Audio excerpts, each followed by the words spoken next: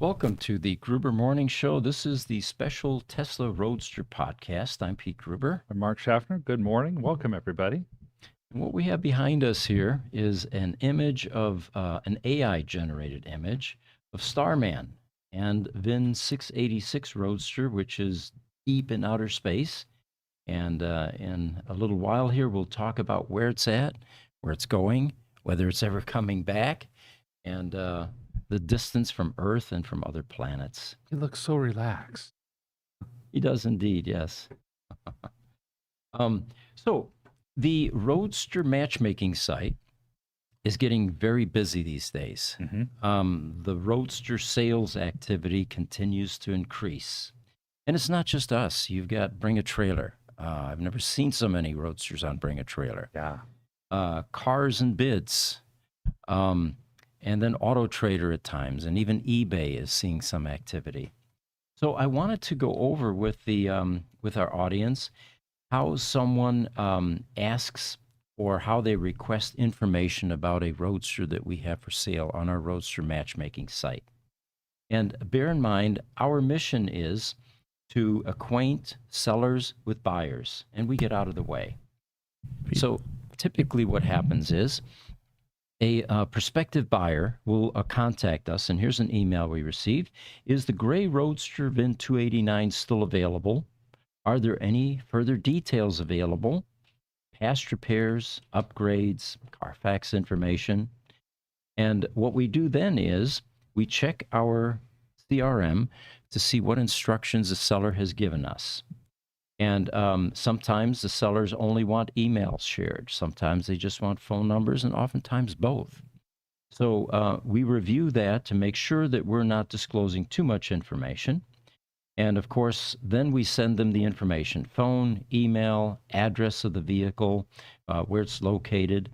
And if the owner agrees, we also we will share service information if the car has been to our service center. Sure. And the reason that's valuable oftentimes is if it's had, for example, a number of upgrades. The PEM upgrade is a big one. That's $5,500 for a full PEM upgrade. Well, that increases the value of the car. It extends the life of the car. It reduces the liability of any failures in the car. If it's had other upgrades like performance brake upgrade, if it's had a suspension overhaul, these are, major components that get replaced in the car: shocks, bushings, that type of thing. And whatever other service history the seller is comfortable with us sharing. Okay. Oftentimes, this helps sell cars. If somebody's out there looking at some Thunder Gray Roadsters and they've got a selection of 3 that they're picking from, I would say it would be smarter to pick the one that's had all the upgrades done. Right. Somebody might be more interested in a Thunder Gray Roadster for $90,000 that has a rebuilt PEM, all deferred maintenance done, and a new battery pack than the same Roadster with similar miles for $60,000 that's had nothing done. Correct. And later on, we'll talk a bit about this R80 upgrade process that Tesla has done twice now, 2 different versions, and some of the pitfalls you may run into with a first-generation R80 pack upgrade, which on a surface may look like, oh, wow, I've got a new battery in the car. Right. And I've got an additional, 30 kWh in the car. We'll talk about that in a moment. So another thing that popped up, and this was on Facebook this last week. Someone said, in shopping around for Roadsters, I noticed that some have carbon fiber roofs painted and some are visible. Can the paint be sanded off and clear it back to carbon fiber? Or is it better to just hunt down a carbon fiber roof version? That's something that he really wanted. Well, apparently, we have been getting it all wrong all these years. We were told fairly early on that all Tesla Roadster hardtops started as visible carbon fiber. It was the rejects that got painted.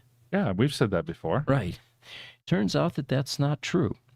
And this is thanks to Eric Robertson in Texas, who, by the way, also makes these visible carbon fiber hardtops. We'll talk about that in a moment here.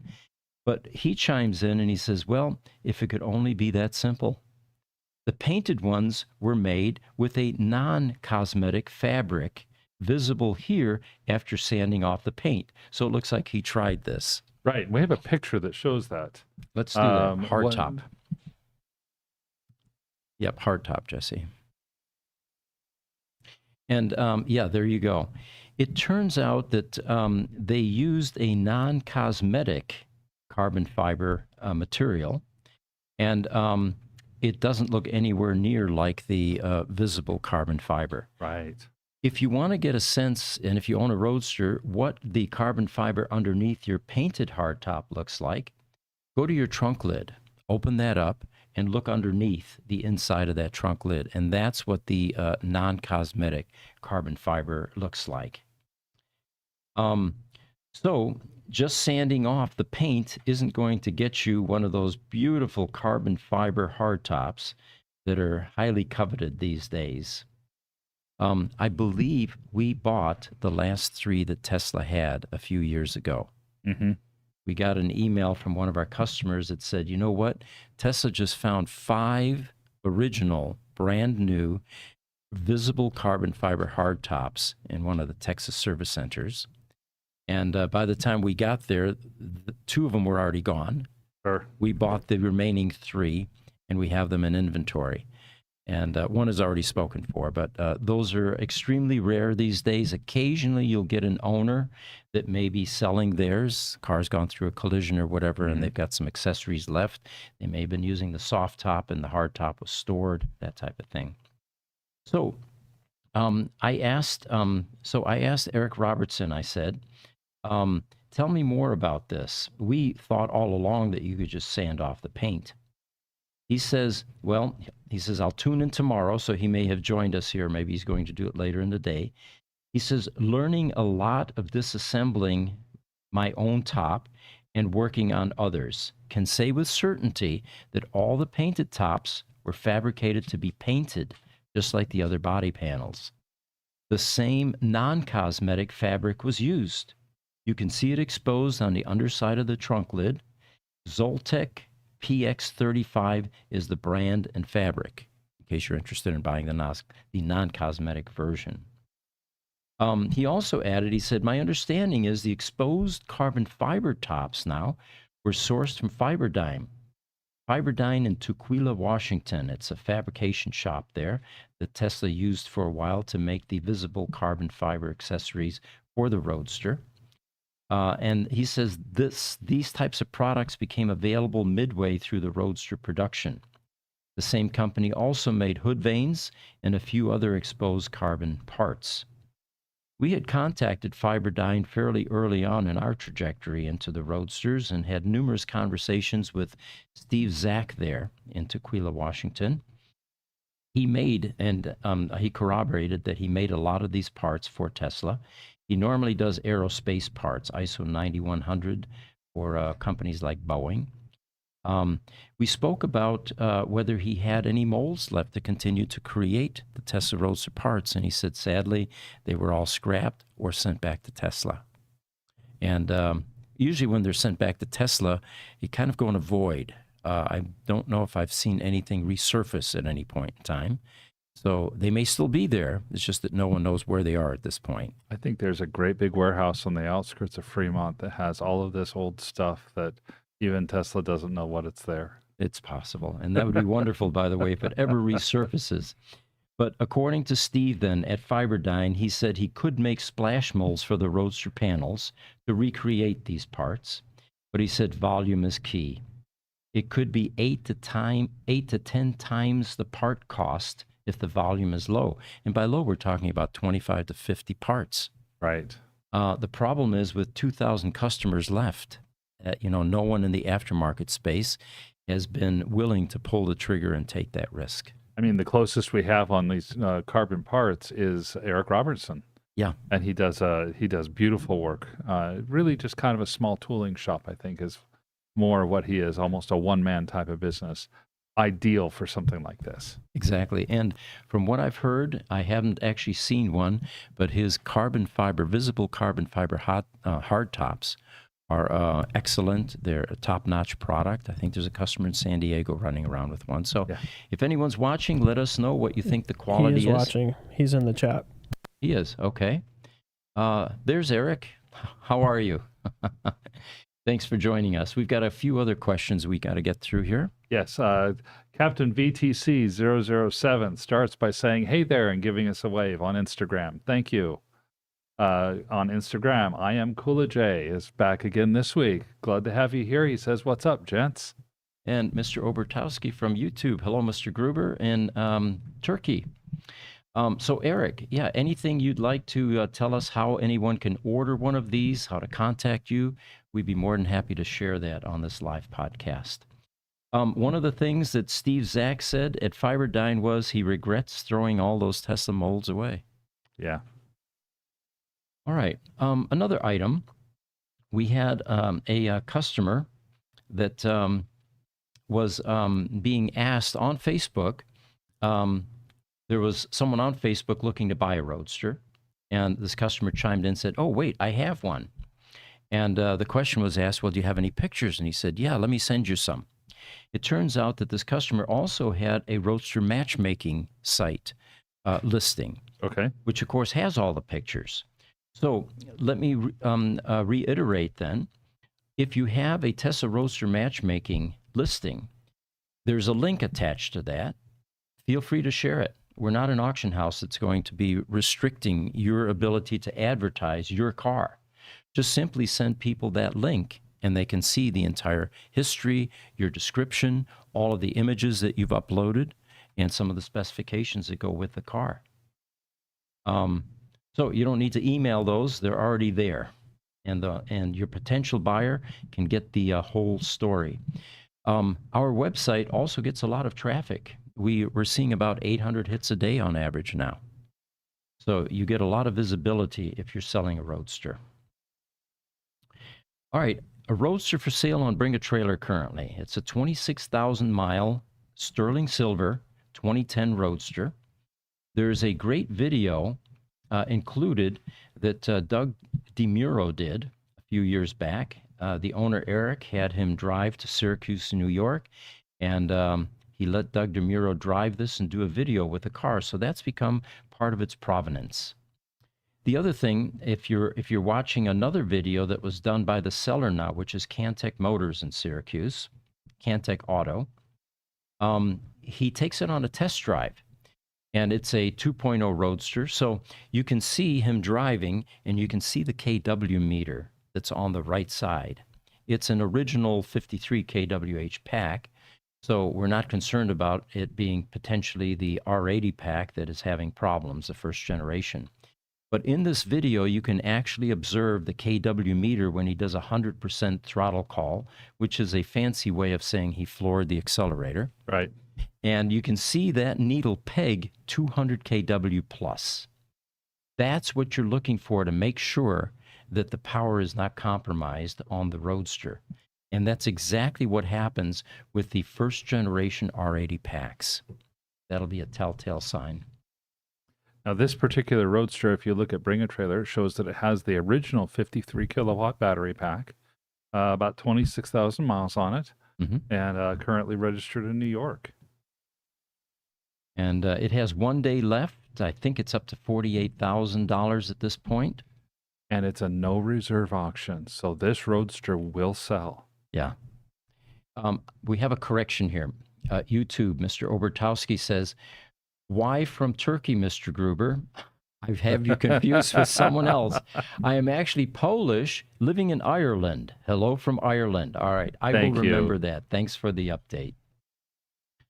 All right, tech tips. I'm going to try to insert some tech tips in a lot of these podcasts. If we can go to PEM cooling fan, Jesse, there's a folder there. And the first image we're going to pop up is, what does a PEM cooling fan look like? The dual version, at least.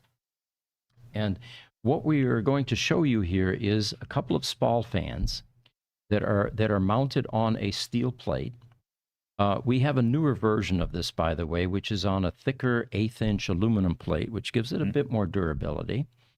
And this is what cools the PEM and the drive motor. Mhm. It sits very low. It sits down underneath the PEM and behind the battery pack and behind or underneath your trunk tub.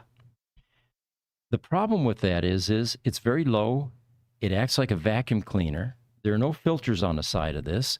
And this is part of the reason you need to have an annual preventive maintenance done, because as you're driving and you have plenty of openings behind your license plate and underneath that allow dust, dirt, leaves, twigs, whatever, to get into the fans and eventually migrate up to your power electronic module heat sinks. And typically, when we do an annual on a preventive maintenance or on a PEM, when we blow those out, there are a whole host of leaves and twigs that come out of those PEMs. Don't we even have a picture of what some of those look like on?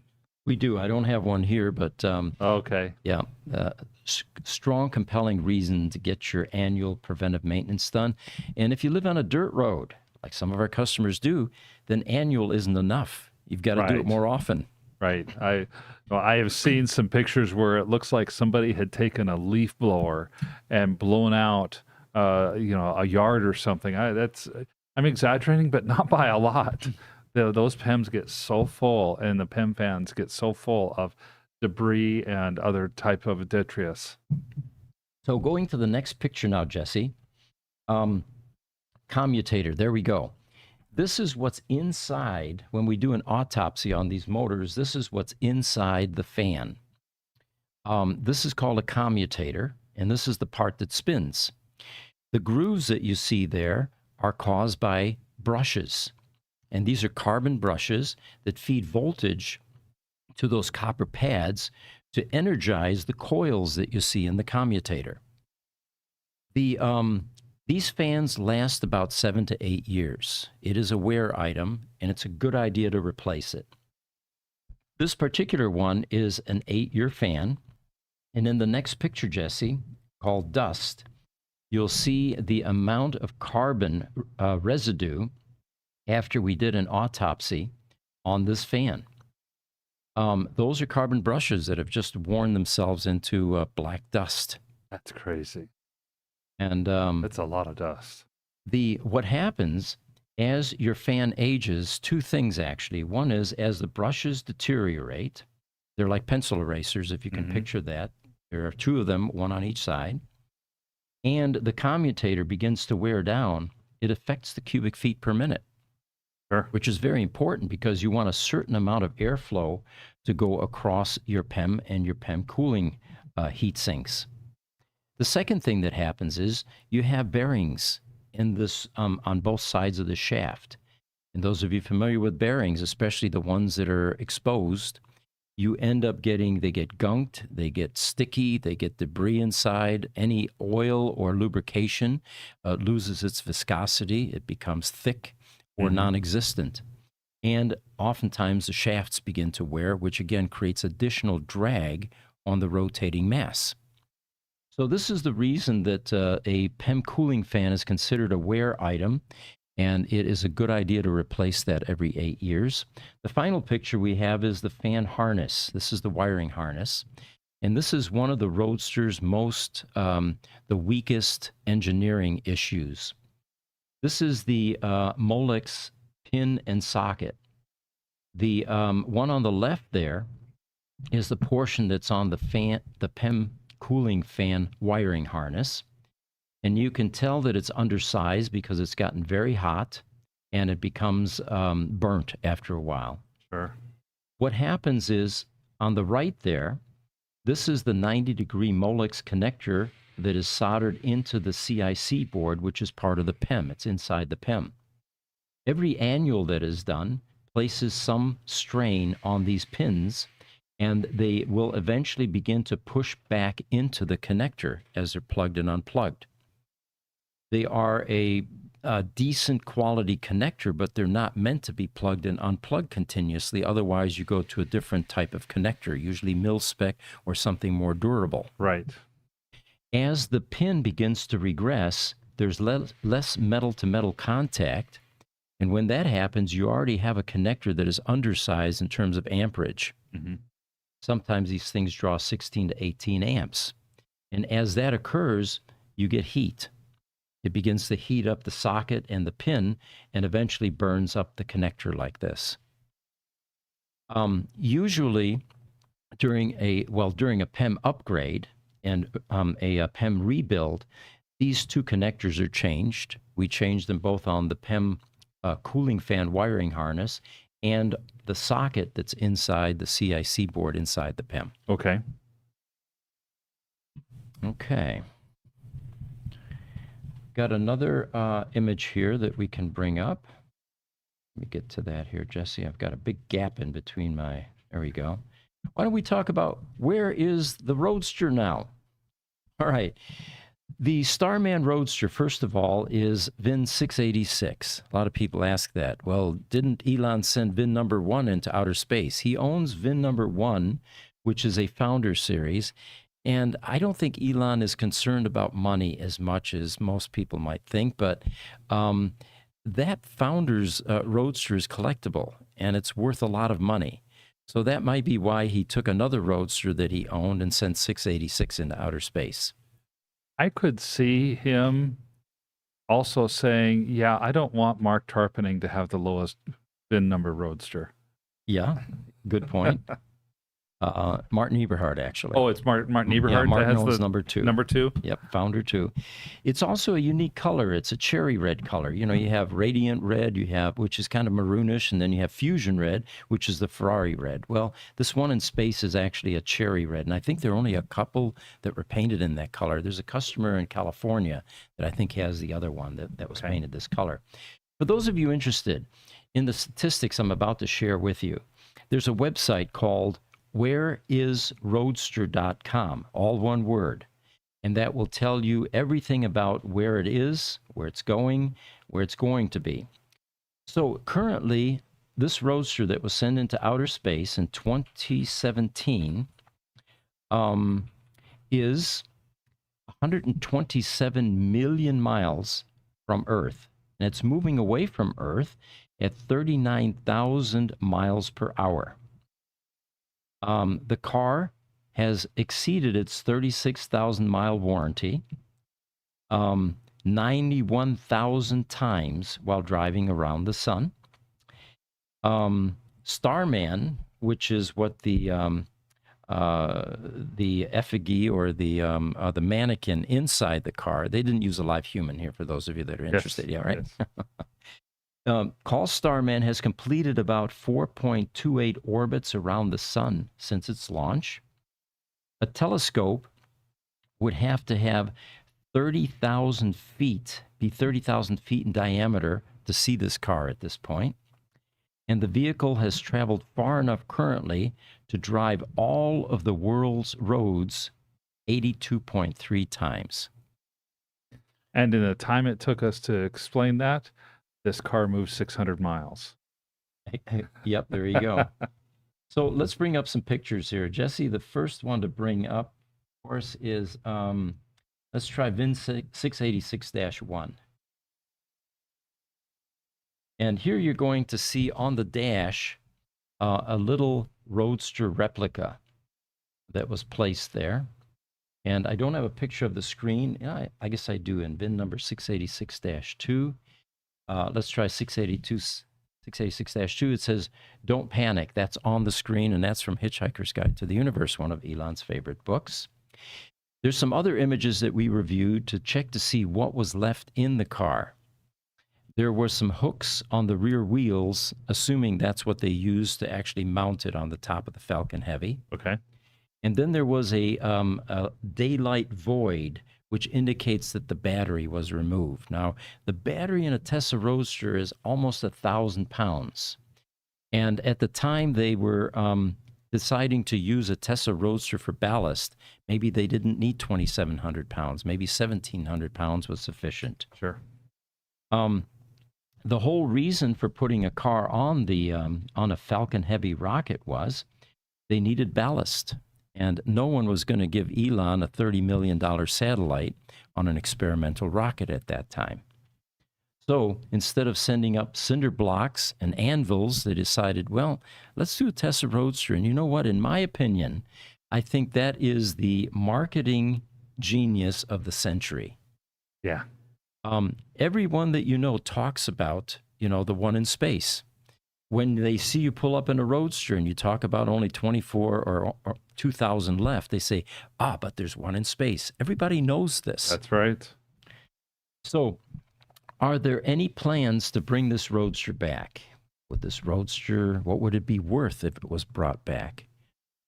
Well, kind of depends on if it burned up in the atmosphere or not. But if you can, On the way back? let's assume that you can bring it back intact. Yeah. And what would it sell for on the Roadster matchmaking site? Or bring a trailer, or any of these sites. It would probably sell for more than the ones are right now.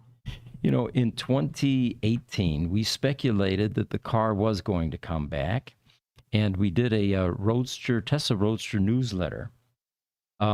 We published it April 1st, if that gives you any clue. And we've got an image we want to bring up here, VIN 686 Catch. And what this newsletter described was a plan to bring the Roadster back, and this would be one of the ways that it could be retrieved, a giant catcher's mitt on a ship out in the ocean. So there you have it. That's a story on the space traveling Roadster, and again, the website is whereisroadster.com if you want to get some of these statistics that we harvested. All right. Let's bring up another picture here, Jesse, and this is how to get your key, or how to open your Roadster, and it's called Stuck Key. One of the things that happens with Tesla Roadsters when they get bricked, they eventually reach a state where the car is completely dead, which includes the door handles that are on the Roadster. Mm-hmm. And if you're the poor soul that left the keys inside the car, you're going to need a locksmith or a long steel rod with a hook on the end to try to retrieve your keys. If it's dead, but the keys are outside the car, there's a magic little keyhole underneath the driver's door. You got to get on the ground to see this. And if you can put your key in there, you can unlock the driver's door and open it up. But you have to be very careful, and this is where some caution comes in. The epoxy that they used 16 years ago to mount this key lock inside the bottom of the door, as the car's age has become brittle and it's not as robust as it used to be. And sometimes when people try to open their door, they actually break off the epoxy and now the key spins instead of unlocking the car. Well, this is what happened to one of this is a green. Okay, so this is the, let's see here. Okay, so what they ended up doing was, by wiggling it, they were able to finally get the key to unlock the door on this lightning green Roadster. That was what I forgot. Yes. Now, I really like some of the comments that I saw along the story. It's like the key is a sword in the stone, and the dad, the patriarch of the family, was the one who was able to pull it out, and the comment back was he was worthy. Yeah, I like that. And normally you have to take, as David Pilo points out, if the lock is turning inside and the glue broke off, you have to take the inside door card off to redo it. And of course, you can't do that until you get in the car. Right. And what we typically do here is we have a long steel rod. And if you go in between the window and the upper portion of the car, you can use plastic shims to actually lower that window a bit. You can reach in and grab the door handle on the passenger side. Have somebody stand there, because as soon as you pull that handle back far enough, if you can hook underneath it, it will then click and somebody on the other side can open the door. If you hear the click and you walk around to open it, it has relocked itself. So it takes two people. Okay. So anyway, there's some advice to you how to get into the car if it's hard bricked and the door is locked. YouTube, Billy Can, hello from Wales. Thanks for joining us. Hi, Billy. Instagram, Oakshades104 says, low miles, LOL, about the Roadster in space. Yeah. Well, what would we say? 91,000 times past its warranty? Yeah, yeah. Quite a bit. All right, so getting back to some of these Roadsters for sale. There's a VIN 1189 on Fleming's auction right now, and it has gone through some price reductions. It is a first-generation R80 pack car, and one of the first videos they had up was showing 100% throttle call, flooring the car, showing the inside of the car, and you could see that the kW meter only got to about 170 kW or so, which is indicative of a decline in that first generation R80 pack. It didn't say in the auction which one it was, but that would tell you that it's the first gen pack. So again, you have to be aware of this because eventually this car is going to have trouble getting on a freeway ramp. And like one of our customers in the Malibu Hills, you may not be able to get the car home anymore if you're climbing, if you have an incline. We have a video that describes this phenomena, and there's a picture here we can throw up, Jesse. It's called R80 Video. We've got 1,400 videos on our YouTube channel, so it makes it a little difficult to find things once in a while, but this is the video that you want to see if you suspect that you may have an R80, first generation R80 car, and you bought it and you never got the full details on the car, or you're thinking of buying a first generation R80 pack car. This is the type of thing that you're going to run into, and the video will tell you the whole story. In fact, you were on the engineering team that discovered all of this. Right. All right.